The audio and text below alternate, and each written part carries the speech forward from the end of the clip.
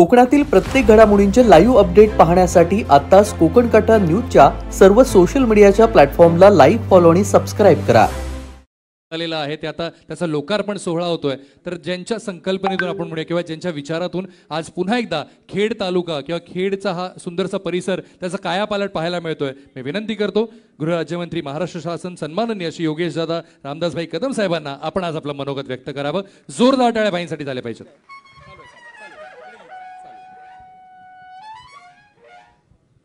हिंदुस्थानचं आराध्य दैवत छत्रपती शिवाजी महाराजांना मानाचा मुजरा, हिंदुत्व सम्राट, शिवसेना प्रमुख वंदनीय बाळासाहेब ठाकरे यांच्या स्मृतीस अभिवादन करतो.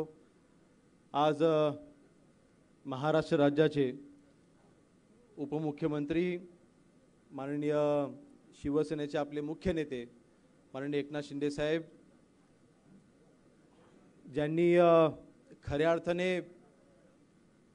खेड मतदारसंघाचा, खेड तालुक्याचा, कोकणाचा विकास घडवून आणला, ते शिवसेनेचे ज्येष्ठ नेते, महाराष्ट्र राज्याचे माजी मंत्री सन्माननीय रामदासभाई कदम, रत्नागिरी जिल्ह्याचे पालकमंत्री, महाराष्ट्र राज्याचे उद्योग मंत्री सन्माननीय उदयजी सामंत साहेब, महाराष्ट्र राज्याचे रोजगार आणि फलोत्पादन मंत्री सन्माननीय भरतशेठ गोगावले, माजी आमदार चिपळूण मतदारसंघाचे सन्माननीय सदानंदजी चव्हाण, माजी आमदार दापोली विधानसभेचे सन्माननीय संजयजी कदम, माझी पत्नी श्रेया, ह्या विभागाचे आपले विभाग प्रमुख शशीभाऊ असतील, शिवसेनेचे सर्व पदाधिकारी, युवासेना महिला आघाडीचे सर्व पदाधिकारी, उपस्थित सर्व बंधू भगिनी मातांनो, मी अतिशय थोडक्यात माझं मनोगत व्यक्त करणार आहे.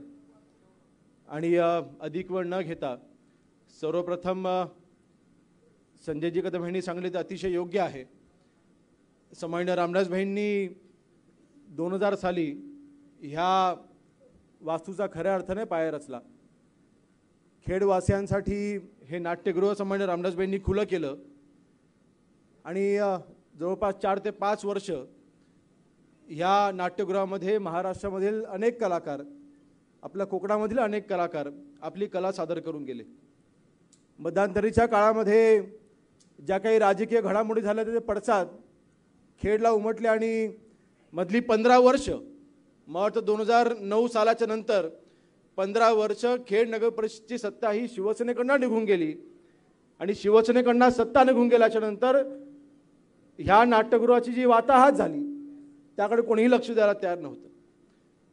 त्यानंतर आपण सर्वांच्या आशीर्वादाने ह्या दापोली मतदारसंघाचा आमदार म्हणून 2019ला निवडून आलो. माननीय एकनाथ शिंदे साहेब 2022 साली महाराष्ट्र राज्याचे मुख्यमंत्री झाले. नगरविकास खातं साहेबांकडे त्यावेळेस होता, आजही आहे. आणि मला चांगला अभिमान वाटतो की जवळपास 15 वर्ष बंद असलेलं नाट्यगृह खुलं करण्यासाठी हे जे अत्याधुनिक पद्धतीने आपण नाट्यगृह उभं केलं आहे, याकरता जवळपास 13 कोटीचा निधी सन्माननीय शिंदे साहेबांनी मंजूर करून दिला आणि हे नाट्यगृह आज आपण इथे हे नवं स्वरूप घेताना पाहतोय. जे कोणीही कल्पना केली नव्हती,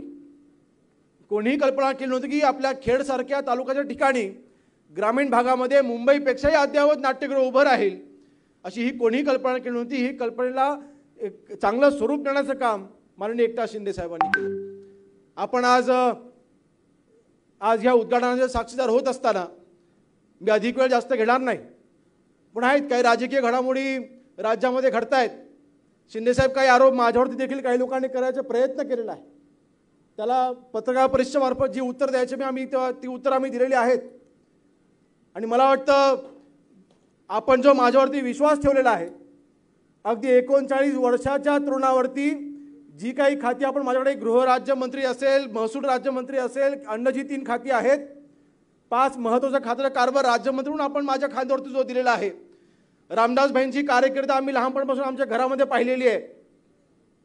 रामदासभाईंच्या 32 वर्षाच्या राजकीय म्हणजे आमदारकीच्या राजकीयच्या कारकिर्दीमध्ये राज्यमंत्रीपद असतील, विरोधी पक्षनेते पण म्हणून असेल किंवा कॅबिनेट मंत्री म्हणून असेल, रामदासभाईंच्या कारकिर्दीवरती कोणी भ्रष्टाचाराचा एक आरोप देखील लावू शकला नाही असं स्वच्छ काम सन्माननीय रामदासभाईंनी त्यांच्या संपूर्ण कारकिर्दीमध्ये केलं आहे. आज रामदासभाईंचा मी मुलगा आहे आणि मी देखील पुन्हा एकदा ठणकावून सांगतोय की माझ्या देखील कारकिर्दीमध्ये योगेश कदमवरती का डाग लागल्याचं एकही काम करणार नाही, कधी माझ्याकडून हातून झालेलं नाही, या ठणकावून सांगतो.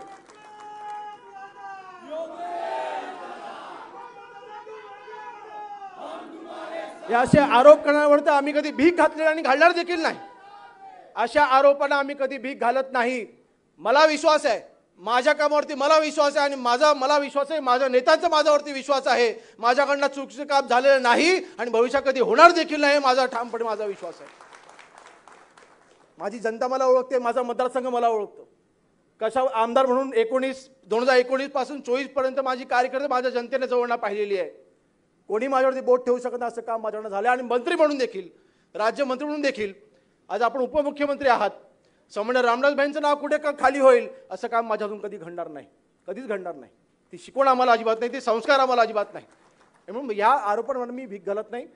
आमचं काम हे अतिशय वेगानं चालू आहे.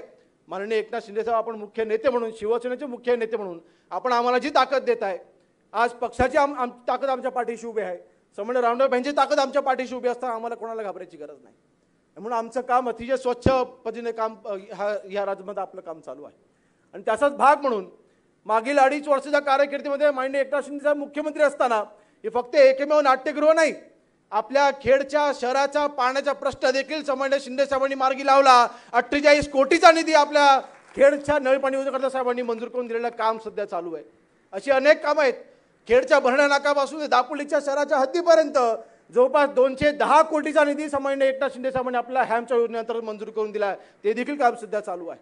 कोट्यवधीचा निधी मागच्या 2.5 वर्षाच्या कालावधीमध्ये, म्हणजे ही नवीन टर्म 2024 नवीन टर्म सुरू व्हायच्या अगोदर मागच्या 2.5 वर्षाच्या कालावधीमध्ये माननीय एकनाथ शिंदेसाहेब मुख्यमंत्री असताना आपल्या मतदारसंघामध्ये जवळपास 2,500 ते 3,000 कोटीची कामं चालू आहेत, कामं पूर्ण झालेली आहेत. साहेब, आपण मुख्यमंत्री असताना दापोली मतदारसंघाच्या विकासामध्ये आपला सिंहाचा वाटा होता, हे आम्ही कधीच विसरणार नाही. आणि फक्त दापोली मतदारसंघात नाही तर कोकणाचा कायापालट करण्याची ताकद आपण दाखवली. आज उपमुख्यमंत्री असताना देखील आपलं कोकणाकडे लक्ष आहे. पुन्हा एकदा आपल्या मनापासून आज इथे आभार मानतो. अधिक वेळ घेणार नाही, परंतु एक सन्माननीय पालकमंत्री महोदयांना माझी विनंती असणार आहे. विनंती वजा एक म्हणजे सगळ्यांच्या शिवसैनिकांच्या वतीने आमची विनंती असणार आहे. एक फक्त आपली एकच सही बाकी आहे आणि आमच्या ह्या नाट्यगृहाला सोलार पॅनलसाठी 80 लाख रुपयाच्या निधीची आपली एक सही बाकी आहे. सही तर आपण कराल, डिजिटल सिग्नेचर करालच, परंतु आताच आपण इथे घोषणा करावी की 80 लाखाच्या सोलार पॅनलसाठी मी आता इथे प्रभाग काढतो अशी आपण घोषणा करावी. अशी एक सहकारी म्हणून आमची अपेक्षा आहे ना, आपण ती पूर्ण कराल असा माझा विश्वास आहे. म्हणून आपण आपल्या मनोगतामध्ये ते बोलालच हा माझा विश्वास आहे. परंतु 80 लाखापुरता मी काय थांबणार नाही आहे. फक्त ह्या सोलार पॅनल करता तो निधी आहे. आणि त्या व्यतिरिक्त देखील आज पालकमंत्री म्हणून आज आपल्या जिल्ह्याचा विकास करत असताना नक्कीच खेड शहराच्या विकासाकडे देखील आपण जातीनं लक्ष घातलेलं आहे. आणि त्यासाठी देखील मी आपले मनापासून आभार मानतो. आणि माननीय एकनाथ शिंदे साहेबांचे पुन्हा एकदा आभार मानतो. आज सन्माननीय रामदासभाईंचा आज वाढदिवस आहे आणि वाढदिवसाच्या निमित्ताने खऱ्या अर्थाने आज नाट्यगृहाचं जे उद्घाटन आहे ते सार्थ झालं असं मी स्वतः समजतो. प्रत्येक शिवसैनिक ते समजतो. म्हणजे मुंबईमध्ये एक वाढदिवस साजरा होतोय, स्वतःला हार तुरे घालून घेत आहेत, परंतु दुसरा एक वाढदिवस ग्रामीण भागामध्ये साजरा होतोय. जनतेच्या सेवेकरता, कलाकारांना वाव देण्याकरता नाट्यगृहाचं उद्घाटन होतंय. हे 2 वाढदिवस आज महाराष्ट्रामध्ये आम्हाला पाहायला मिळत आहेत आणि फरक नक्की ते समजतो. म्हणून पुन्हा एकदा सन्माननीय रामदासभाईंना देखील वाढदिवसाच्या मनपूर्वक शुभेच्छा देतो. आणि शिंदे साहेबांनी आज आपल्याला वेळ दिल्याबद्दल साहेबांच्या असं उद्घाटन झालंय आणि आज हे नाट्यगृह कोकणामध्ये तमाम कलाकारांसाठी खुलं होतंय, रसिक प्रेक्षकांसाठी खुलं होतंय. आपल्या सर्वांचं मनापासून स्वागत करतो आणि अभिनंदन करून तेच थांबतो. जय हिंद, जय भीम, जय महाराष्ट्र.